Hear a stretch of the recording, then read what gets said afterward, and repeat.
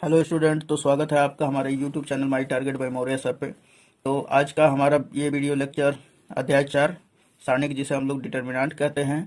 तो पिछले वीडियो में हमने बता रखा था 4.5 एक्सरसाइज, जिसमें हम लोग प्रश्न संख्या 5 और 6 कंप्लीट किए थे और जिसमें हमें प्रतिलोम ज्ञात करना था, यानी कि व्युत्क्रम।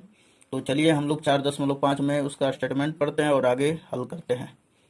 तो इसमें प्रश्न संख्या पढ़ते हैं हम लोग 4.5 में। तो यहाँ पे ध्यान दीजिए कि प्रश्न 5 से 11 में दिए गए प्रत्येक अवयव के व्युत्क्रम जिनका अस्तित्व हो ज्ञात कीजिए। तो इसमें हमने 5 और 6 2x2 कोटि के जो अवयव का व्युत्क्रम निकालना था वो हमने पिछले वीडियो लेक्चर में डाल रखे हैं।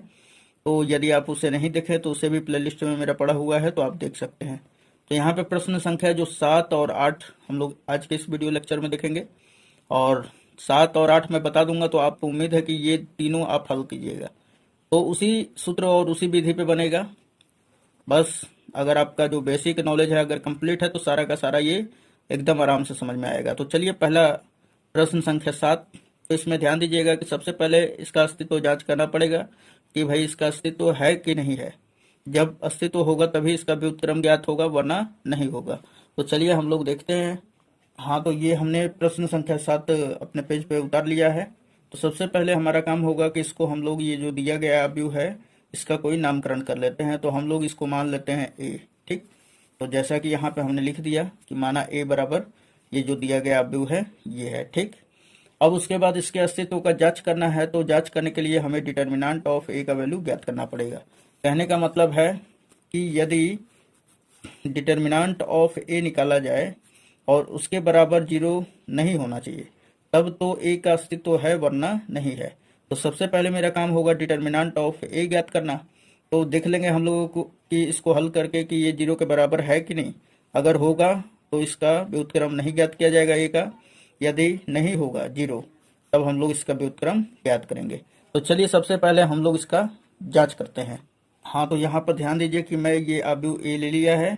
अब इसका हम लोग R1 के सापेक्ष, आपका मर्जी कर रहा है तो C1 के सापेक्ष या R3 के सापेक्ष, किसी भी विधि से अगर आप कोई भी सारणी, मतलब कि कोई भी पंक्ति कोई भी स्तंभ लेके अगर इसका मान निकालेंगे तो मान जो होता है वैल्यू बराबर आता है।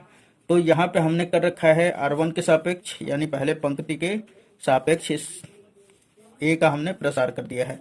तो 1 हमने जब लिया यहाँ पर, तो 1 जब लेंगे तो 1 जिस पंक्ति और जिस स्तंभ में है उन सभी अवयवों को छोड़ दिया जाता है।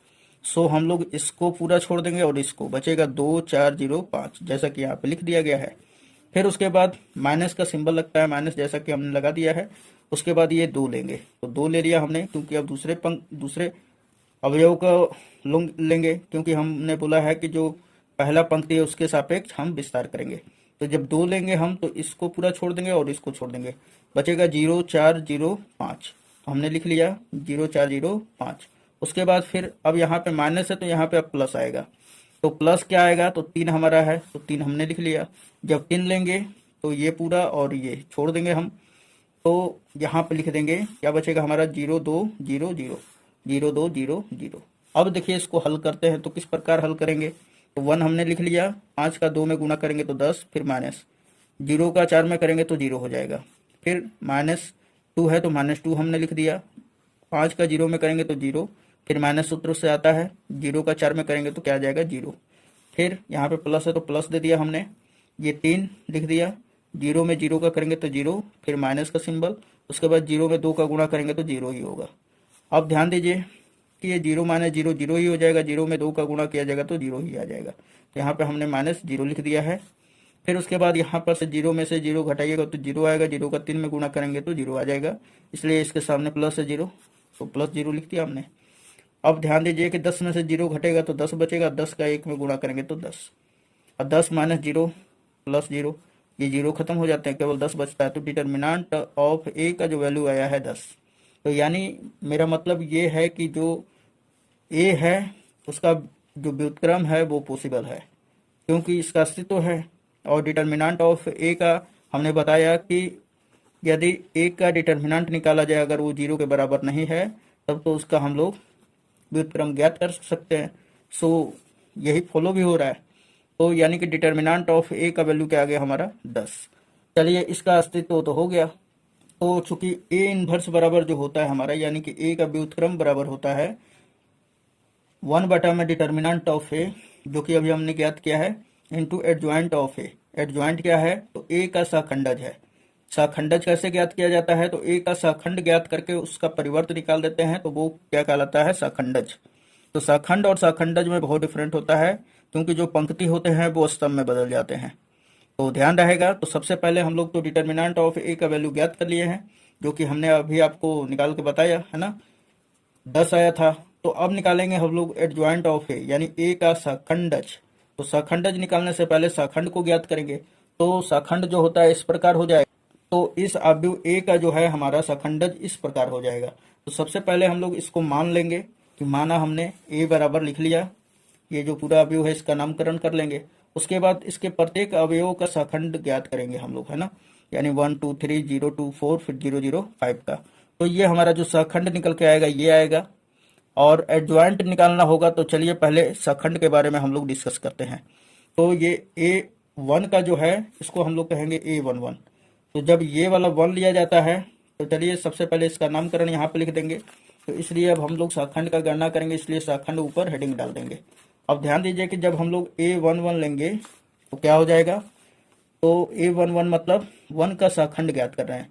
तो 1 का ज्ञात करेंगे तो जिस स्तंभ जिस पंक्ति में होगा उसे छोड़ देंगे, तो ये छोड़ देंगे, ये बचेगा 2 4 0 5। तो 2 4 0 5 हमने लिख लिया। अब ये डिटर्मिनेंट फॉर्म हो गया। तो अब यहाँ पे एक बात और ध्यान देना है। तो यहाँ पर 1 और 1 को जोड़ेंगे तो 2 हो जाएगा। 2 हमारा सम संख्या है। सम संख्या अगर रहता है, अगर पंक्ति और स्तंभ को जोड़े, अगर सम संख्या आता है तो यहाँ पे प्लस, अगर विषम संख्या आ जाता है पंक्ति और स्तंभ को जोड़ने पर तो यहाँ पे माइनस लिख देंगे। ठीक, तो 1 और 1 जोड़ेंगे तो हमारा सम संख्या आएगा, इसलिए यहाँ पे प्लस आ जाएगा। तो प्लस आ जाता है तो उसको लिखिए चाहे मत लिखिए, कोई फर्क नहीं पड़ता है, क्योंकि प्लस दिखाया नहीं जाता है ना। अब ध्यान दीजिए कि 5 का 2 में गुणा करेंगे तो 10, फिर माइनस का सिंबल लगाएंगे। 0 का 4 में करेंगे तो 0, 10 माइनस 0 क्या हो जाएगा? 10। अब आगे हम लोग याद करेंगे। हाँ, तो अब हम लोग 2 का सहखंड निकालेंगे। तो 2 का सहखंड निकालना है तो फिर क्या करेंगे? 2 के सहखंड को किससे सूचित किया जाता है? तो A12 से। तो हमने यहाँ पे लिख लिया है A12। अब ध्यान दीजिएगा कि यहाँ पर प्लस होगा कि माइनस, तो आंसर होगा कि माइनस होगा। क्यों होगा? तो 1 और 2 को जोड़ेंगे तो एक हमारा विषम संख्या आएगा, इसलिए यहाँ पर माइनस। अब देखिए जब 2 को हम कंसीडर करेंगे तो ये वाला और ये वाला पूरा छोड़ दिया जाएगा, बचेगा 0 4 0 5। तो यहाँ पे हमने लिख लिया 0 4 0 5। अब देखिए माइनस का सिंबल आगे लगा देंगे। उसके बाद 5 का 0 में करेंगे तो 0 हो जाएगा। फिर माइनस सूत्र से आता है, इस 0 का हम 4 में करेंगे तो 0 ही हो जाएगा।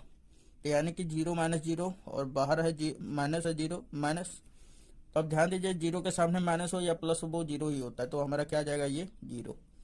अब हम लोग याद करेंगे ये तीसरे अवयव का सहखंड। तो जब तीसरे अवयव के सहखंड को किससे सूचित किया जाएगा?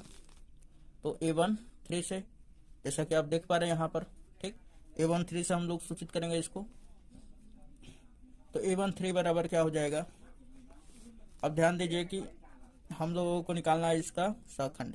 ये वाले को पूरा छोड़ देंगे और ये वाले को, बचेगा 0 2 0 0। तो यहाँ पे हमने जैसा कि लिख दिया है। तो अब ध्यान दीजिए कि 1 और 3 को जोड़ा जाएगा तो प्लस आएगा, क्योंकि 4 हमारा क्या सम संख्या है, इसलिए यहाँ पे प्लस। तो यहाँ पे हमने प्लस लिख लिया। 0 में 0 का गुणा किया तो 0, फिर माइनस, उसके बाद 0 में 2 का गुणा करेंगे तो क्या हो जाएगा हमारा? 0। तो 0 माइनस 0 क्या होगा? 0। अब चलिए आगे देखते हैं। हाँ, तो अब हम इस अवयव का सहखंड निकालेंगे, यानी कि 0 का। और ये हमने लिख लिया है कि ताकि आसान हो, ठीक, और आपको समझा पाऊँ। तो 0 का जब हम लोग सहखंड ज्ञात करेंगे तो 0 को किससे सूचित किया जाएगा? तो A21 से, है ना, दूसरे पंक्ति पहले अवयव। अब ध्यान दीजिए कि यहाँ पर सबसे पहले जब 0 लेंगे तो ये पूरे अवयव को और इसको छोड़ेंगे तो बचेगा 2 3 0 5, जो कि यहाँ पे लिख दिया गया है 2 3 0 5। उसके बाद अब माइनस आएगा कि प्लस? तो यहाँ पे आया है माइनस। क्यों? क्योंकि 2 और 1 जोड़ने पे 3 और 3 एक हमारा क्या है? विषम संख्या है, इसलिए यहाँ पे माइनस आ गया है। अब देखिए ये माइनस हमने यहाँ पे लिख दिया है। फिर 5 का 2 में गुणा किया तो 10, माइनस 0 का 3 में गुणा किया तो 0। 10 माइनस 0 क्या हो जाएगा? 10 आएगा। और ये जैसा बाहर माइनस है तो यहाँ पे माइनस आ जाएगा, यानी माइनस 10 आएगा। अब ज्ञात करेंगे 2 का सहखंड। तो 2 का सहखंड को किससे सूचित करेंगे? तो हम लोग A22 से सूचित करेंगे। ये दूसरे पंक्ति और दूसरे स्तंभ का अवयव है ना, शाखंड है। तो इसको हम लोग A22 से सूचित करेंगे, और जब ये लेंगे तो इसको पूरा छोड़ देंगे और इसको छोड़ देंगे, तो बचेगा क्या 1305। तो यहाँ पे लिख लिया हमने 1305। अब ध्यान दीजिए, 2 और 2 जोड़ेंगे तो 4 होगा, 4 हमारा सम संख्या, इसलिए यहाँ पे प्लस आएगा। दिखाएंगे फिर भी ठीक है, नहीं दिखाएंगे फिर भी ठीक है। तो 5 का 1 में गुना करेंगे तो 5, माइनस 0 का 3 में करेंगे तो 0, 5 माइनस 0 क्या हो जाएगा हमारा 5 आएगा। अब चलिए हम लोग 4 का निकालेंगे, तो 4 का क्या हो जाएगा। तो ध्यान दीजिएगा कि 4 ये किस पंक्ति किस स्तंभ में है, तो ये हमारा दूसरा पंक्ति और तीसरे स्तंभ में है, तो इसको हम लोग A23 से सूचित करेंगे। अब यहाँ पे माइनस कैसे आया, तो 2 3 को जोड़ने पर हमारा विषम संख्या आ रहा है, इसलिए। अब ध्यान दीजिएगा, जब 4 लेंगे तो इसको और इसको छोड़ देंगे, बचेगा 1 2 0 0, तो वही हमने लिख दिया है। अब 1 में 0 का गुणा करेंगे तो 0, और जैसा कि यहाँ पे पहले माइनस दिया हुआ है, और 0 में 2 का करेंगे तो 0 हो जाएगा। अब देखिए -0 हो प्लस 0 हो कोई लेना देना नहीं है, इसका मान क्या आएगा 0 आ जाएगा। चलिए अब आगे करते हैं हम लोग। हाँ, तो अब हम लोग करेंगे इसका 0 का। 0 को जब लेंगे तो हम ये वाला छोड़ देंगे और ये वाला बचेगा कौन 2 3 2 4। तो यहाँ पे हमने ले लिया 2 3 2 4, और जैसा कि इस 0 को हम लोग किससे सूचित करेंगे, तो A31 से। ये तीसरे पंक्ति और पहले स्तंभ का अवयव है, ठीक। इसका हम शाखंड ज्ञात किए, तो इसको छोड़ के और इसको छोड़ के बचा हमारा 2 3 2 4, तो ये जैसा है वैसा लिख लेंगे।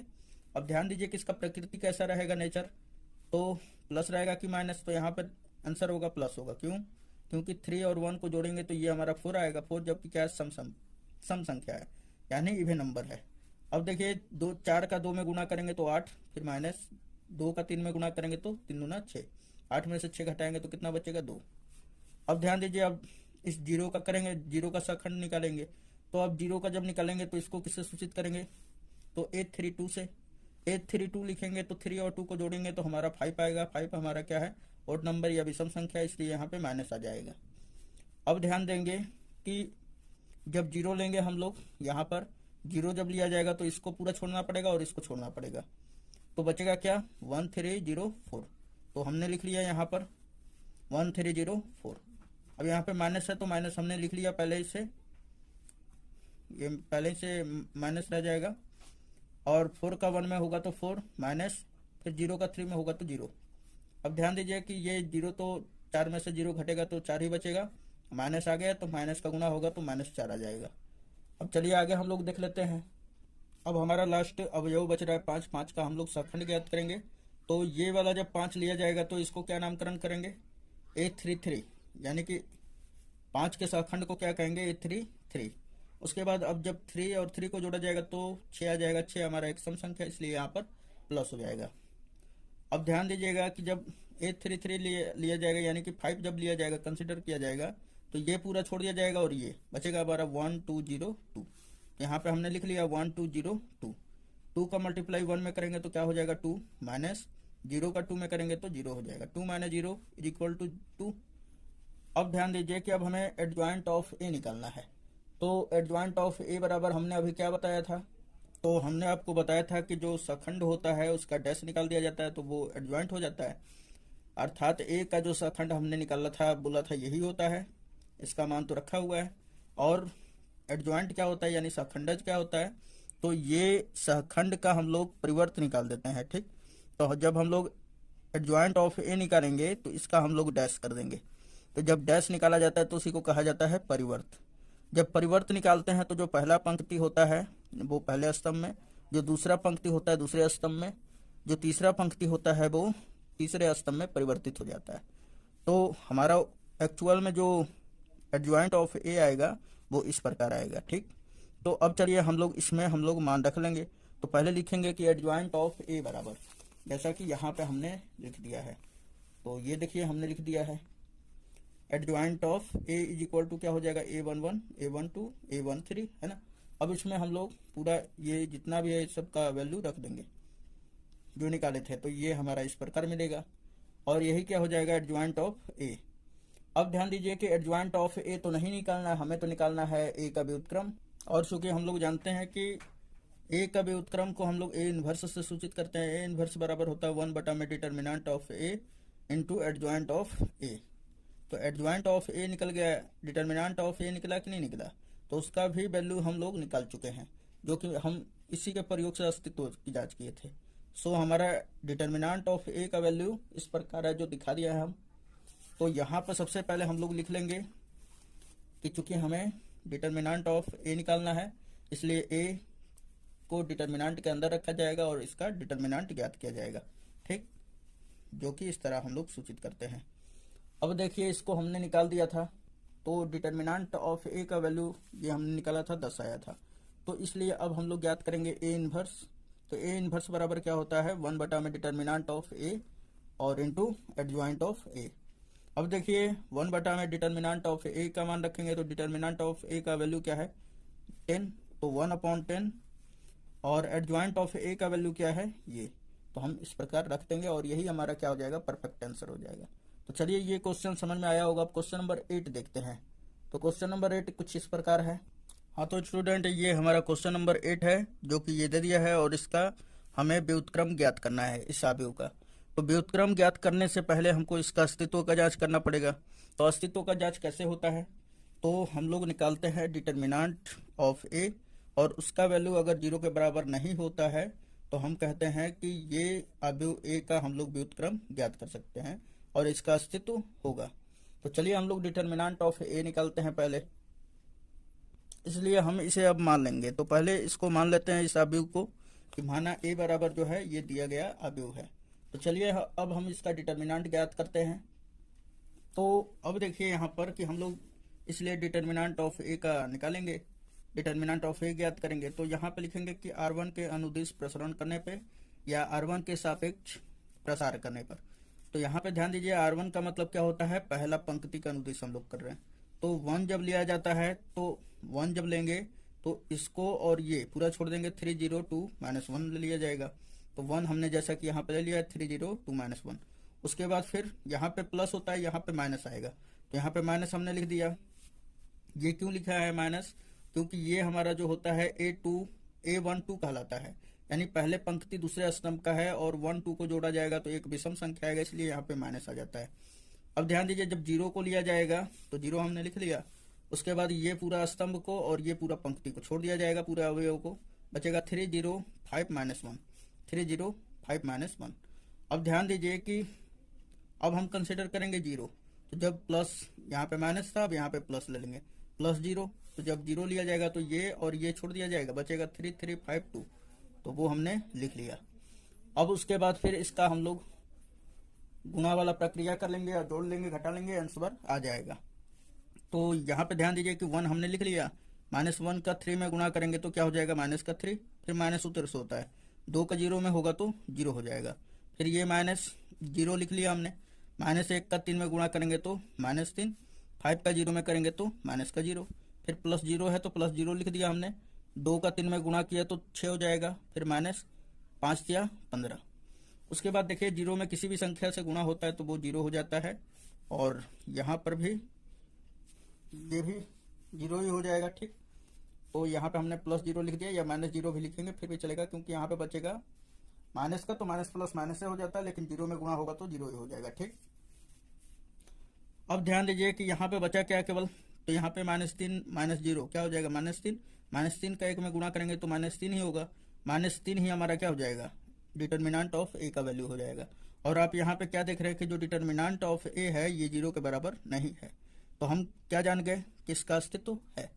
तो अब चलते हैं, जब इसका अस्तित्व है यानी कि यहाँ पर लिख देंगे हम, तो कुछ इस प्रकार हम लोग लिख लेंगे कि अवयव ए का अस्तित्व है, अतः व्युत्क्रम ज्ञात किया जा सकता है। तो सबसे पहले मेरा काम होगा क्या कि चूंकि हम जानते हैं क्या कि ए इनवर्स बराबर होता है 1 बटा में डिटर्मिनेंट ऑफ ए और इनटू एडजॉइंट ऑफ ए।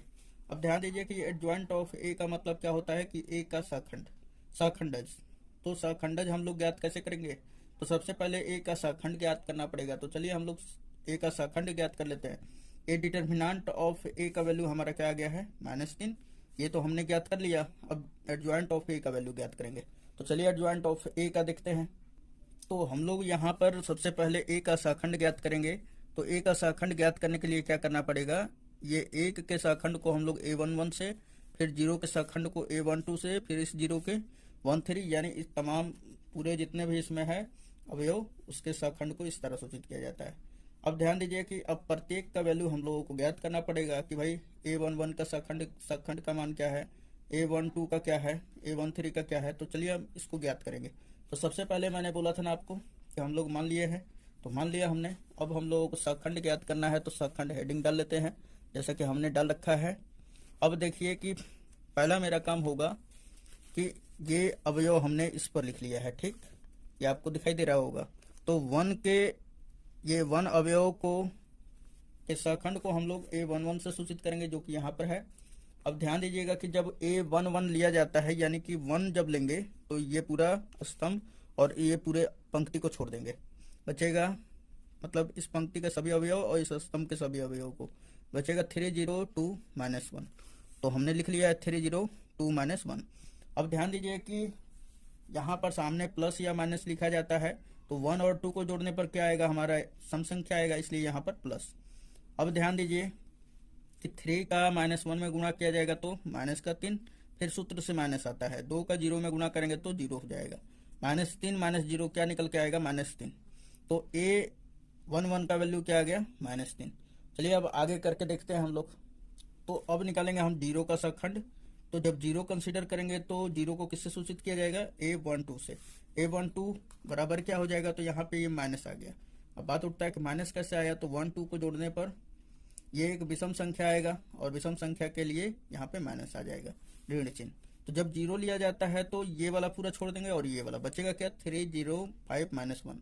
तो यहाँ पे हमने लिख दिया 305 -1। अब देखिए ये माइनस यहाँ पर रख दिया हमने। -1 का 3 में गुणा करेंगे तो -3, फिर 5 का 0 में गुणा करेंगे तो -0। अब देखिए ये माइनस और ये माइनस क्या हो जाएगा, प्लस हो जाएगा, यानी 0 हो जाएगा, सॉरी 3 हो जाएगा, प्लस का 3। तो यहाँ पर ध्यान दीजिए कि ये माइनस और ये माइनस प्लस 3 हो जाएगा और 0 से कोई लेना देना नहीं है। -3 में -0 जब जुड़ेगा तो -3 ही होगा। तो ये माइनस माइनस प्लस यानी 3 हो जाएगा। अब चलिए तीसरे अवयव का हम लोग सखंड ज्ञात करेंगे। तो जब 0 को हम लोग लेते हैं तो इसको सूचित करते हैं A13 से, और 13 को जब जोड़ा जाता है तो ये हमारा एक सम संख्या आता है, इसलिए यहाँ पर प्लस आ जाएगा। अब ध्यान दीजिए कि जब 0 लेंगे तो ये पूरा स्तंभ के अवयव को यानी कि तीसरे स्तंभ के सभी अवयवों को और पहले पंक्ति के सभी अवयवों को छोड़ देंगे। बचेगा हमारा 3 3 5 2 जो कि यहाँ पे लिख दिया गया है। तो 3 में 2 का गुणा करेंगे तो 3 दूना 6, फिर माइनस का सिंबल लगाएंगे। 5 में 3 का गुणा करेंगे तो 5 या 15। 6 -15 बराबर क्या हो जाएगा, -9, क्योंकि ये माइनस वाला 15 बड़ा है, इसलिए यहाँ पे -9 हो जाएगा। अब चलिए हम लोग 3 का सखंड निकालेंगे। तो 3 का सखंड निकालने के लिए क्या करना पड़ेगा, इसको छोड़ना पड़ेगा और इसको, बचेगा 0 0 2 -1। और 3 के सखंड को हम लोग किससे सूचित करेंगे, तो A21 से। तो यहाँ पे जैसा कि हमने लिख दिया A21। अब ध्यान दीजिए कि यहाँ पे माइनस क्यों आ गया है, क्योंकि 2 और 1 क्या हो जाएगा, 3 हो जाएगा, और 3 हमारा एक ऑड नंबर है यानी विषम संख्या है, सो यहाँ पे माइनस आ जाएगा। तो यहाँ पे ध्यान देना है आपको एक बात कि ये माइनस आगे रहेगा। 0 में -1 का गुणा होगा तो 0 हो जाएगा, फिर माइनस सूत्र से आता है, 2 का 0 में हो जाएगा तो 0 हो जाएगा। अब ध्यान दीजिए कि 0 -0 कर दीजिए, कुछ भी कीजिए, ये 0 ही आएगा, ठीक। तो ये हमने लिख दिया A21 का वैल्यू 0। अब ज्ञात करेंगे किसका हम लोग, तो A22 का यानी 3 का सखंड। तो जब 3 के सखंड हम लोग ज्ञात करेंगे तो इसके सखंड को किससे सूचित करेंगे, तो A22 से। तो A22 बराबर क्या हो जाएगा, तो आप ध्यान दीजिए कि यहाँ पे प्लस आएगा कि माइनस। तो 2 और 2 को जोड़ा जाएगा तो 4 आएगा, और 4 हमारा एक सम संख्या है, इसलिए यहाँ पे क्या आ जाएगा, प्लस। चलिए प्लस को दिखाया नहीं जाता है, अब आगे करते हैं। तो जब 3 कंसीडर करेंगे तो ये पूरा छोड़ेंगे और ये छोड़ देंगे, बचेगा क्या हमारा 105 -1। तो यहाँ पे हमने लिख लिया है 105 -1। अब ध्यान दीजिए कि 1 में -1 का गुणा होगा तो -1 हो जाएगा, फिर -5 में 0 का गुणा करेंगे तो 0। अब -1 -0, ये 0 खत्म हो जाएगा, केवल -1 बचेगा। तो ये हमने लिख दिया -1। अब ध्यान दीजिए, अब हम लोग 0 का सखंड निकालेंगे। तो 0 का जब सखंड निकालते हैं तो ये पूरे और इसको पूरा छोड़ दिया जाएगा, बचेगा हमारा 1052। तो चलिए इसको हम लोग इसका भी नामकरण कर लेते हैं। तो इसके सखंड को हम लोग कहते हैं A23। तो यहाँ पे लिख लिया हमने A23। अब देखिए 23 के कारण ही हमारे यहाँ पे माइनस आ गया है। तो माइनस कैसे आया, तो 2 और 3 को जोड़े तो हमारा 5 आया, 5 एक हमारा विषम संख्या, इसलिए यहाँ पे माइनस। अब ध्यान दीजिए कि 2 का गुणा 1 में करेंगे तो 2 हो जाएगा, और ये माइनस तो यहाँ से आया हुआ है, फिर -5 में 0 का गुणा किया जाएगा तो 0 आ जाएगा। अब ध्यान दीजिए, माइनस का गुणा इस 2 से होगा तो ये -2 हो जाएगा, और ये माइनस माइनस प्लस हो जाएगा, तो 0 को जोड़िए चाहे घटाइए कोई फर्क नहीं पड़ता है, सो हमारा -2 आ जाएगा। अब ध्यान दीजिए यहाँ पर कि अब हम लोग 5 का सहखंड निकालेंगे, तो 5 के सहखंड को हम लोग A31 से सूचित किया जाएगा, यानी तीसरे पंक्ति और पहले स्तंभ का अवयव है। तो हम लोग इसको किससे सूचित करेंगे, तो A31 से। तो चलिए ये इस प्रकार हम लिख दिए यहाँ पर A31 बराबर ये। अब देखिए कि यहाँ पर प्लस आया है कि माइनस, तो आपका आंसर है कुछ भी नहीं है, यहाँ पे तो प्लस है, कुछ नहीं है तो प्लस है। क्यों? क्योंकि 3 और 1 को जोड़ा जाएगा तो क्या निकल के आएगा हमारा 4, और 4 हमारा इवन नंबर है, इसलिए यहाँ पर प्लस आ जाएगा। अब ध्यान दीजिए कि जब 5 को कंसिडर करते हैं तो ये पूरा और ये छोड़ देंगे, बचेगा हमारा 0030। तो हमने लिख लिया 0030। अब इस 0 का गुणा इस 0 में कीजिए तो 0 आ जाएगा, फिर -3 का गुणा 0 में करेंगे तो 0 हो जाएगा। 0 - 0 = 0। अब आगे करते हैं, अब 2 का शाखंड निकालेंगे। तो 2 का जब शाखंड निकालेंगे इस 2 का, तो ये क्या हो जाता है, जब 2 का निकालते हैं तो ये पूरा छोड़ देंगे और ये पूरा छोड़ देंगे, बचेगा 1030। तो यहाँ पे लिख लेंगे A32 बराबर। तो अब ध्यान दीजिए कि यहाँ पे माइनस आ जाता है, क्यों? क्योंकि 3 और 2 जोड़ने के बाद 5 होता है, और 5 एक हमारा क्या है, विषम संख्या, इसलिए यहाँ पे माइनस। अब ध्यान दीजिए कि यहाँ पे क्या आ गया हमारा 1030। कैसे आया, तो इसको पूरा छोड़ दिया और इसको पूरा छोड़ दिया, 1030। अब ध्यान दीजिए कि ये माइनस तो है, माइनस हमारा पहले आ जाएगा, ठीक है, ब्रैकेट का सिंबल लगा लेते हैं। उसके बाद 1 में 0 का कर देंगे तो 0, फिर -3 का 0 में करेंगे तो 0 हो जाएगा। तो 0 - 0, और बाहर माइनस है, चाहे प्लस है, कुछ भी लेना देना नहीं है, इसका क्या आ जाएगा, 0 आ जाएगा वैल्यू। अब ज्ञात करेंगे हम लोग A33 का, यानी कि -1 का सहखंड। तो ये जिस स्तंभ में और जिस पंक्ति में उसको छोड़ देंगे सभी अवयव को, तो ये वाला पूरा छोड़ देंगे और ये वाला छोड़ देंगे, तो बचेगा 1033। तो सो हमने यहाँ पे लिख लिया है। तो A33 बराबर क्या हो जाएगा, अब 33 के कारण ही यहाँ पे प्लस आ जाता है सिंबल, क्यों? क्योंकि 3 3 6 हो जाएगा, 6 हमारा सम संख्या है, इसलिए यहाँ पे क्या आ जाएगा प्लस 1033। 3 का 1 में गुणा होगा तो 3, -3 में 0 का होगा तो 0 हो जाएगा, 3 - 0 क्या हो जाएगा, 3 हो जाएगा। सो हमारा A33 का जो मान आया 3 आ गया। तो अब ध्यान दीजिए कि सहखंड बराबर क्या होता है, तो अभी हमने बताया आपको, सॉरी सहखंड नहीं, सहखंडज, सहखंड तो हमारा निकल जाएगा। सहखंड बराबर तो A का सहखंड हमारा ये होता है, जो कि प्रत्येक अवयव का मान हम ज्ञात कर चुके हैं। अब ध्यान दीजिए कि अब हमारा एडजॉइंट ऑफ A का वैल्यू क्या हुआ, जैसे कि अभी हमने पिछले क्वेश्चन में बताया। तो एडजॉइंट ऑफ A बराबर क्या होता है, इस A का सहखंड का परिवर्त निकालने के लिए क्या करेंगे हम लोग, जो पहला पंक्ति है वो पहले स्तंभ, दूसरा पंक्ति दूसरा स्तंभ, तीसरा पंक्ति तीसरा स्तंभ। तो एडजॉइंट ऑफ A बराबर फाइनली हमारा क्या मिलता है, ये मान मिल जाता है, ठीक। तो चलिए हम लोग इसमें खाली वैल्यू रख देंगे। तो यहाँ पे एडजॉइंट ऑफ A बराबर क्या हो जाएगा ये, और इसका मान हम जैसा कि यहाँ पे रख दिए हैं। अब ध्यान दीजिए कि चूंकि A इनवर्स हमको ज्ञात करना है, तो चूंकि A इनवर्स बराबर होता क्या है, तो यहाँ पे देखिए कि A इनवर्स बराबर होता है 1 में determinant of A into adjoint of A। तो एडजॉइंट ऑफ A का वैल्यू भी हमने ज्ञात कर लिया है, और डिटर्मिनेंट ऑफ A का भी वैल्यू हम अभी आगे ही ज्ञात किए हैं। तो चलिए अब हम लोग इसमें मान उठाकर रख देंगे, और यही हमारा क्या हो जाएगा, A इनवर्स हो जाएगा। तो यहाँ पे A इनवर्स बराबर क्या हो जाएगा, इसलिए 1 में determinant of A into adjoint of A। तो A इनवर्स का सॉरी यहाँ पे डिटर्मिनेंट ऑफ A का वैल्यू जो है हमने -3 निकाल रखा था, तो सिंपली यहाँ पर रख देंगे, -3 आया है। तो यहाँ पर देखिए कि 1 में डिटर्मिनेंट ऑफ A, तो डिटर्मिनेंट ऑफ A का मान क्या है, -3। उसके बाद एडजॉइंट ऑफ A, तो एडजॉइंट ऑफ A का वैल्यू यहाँ पर रख देंगे, और यही क्या हो जाएगा, हमारा परफेक्ट आंसर हो जाएगा। तो उम्मीद है दोस्तों ये आपको सारा वीडियो लेक्चर समझ में आया होगा। यदि अच्छा लगता है तो अपने दोस्तों में शेयर करें और वीडियो को लाइक करें, और आगे वीडियो लेने के लिए या हमारे प्लेलिस्ट से जुड़ने के लिए चैनल को सब्सक्राइब कर लें। धन्यवाद।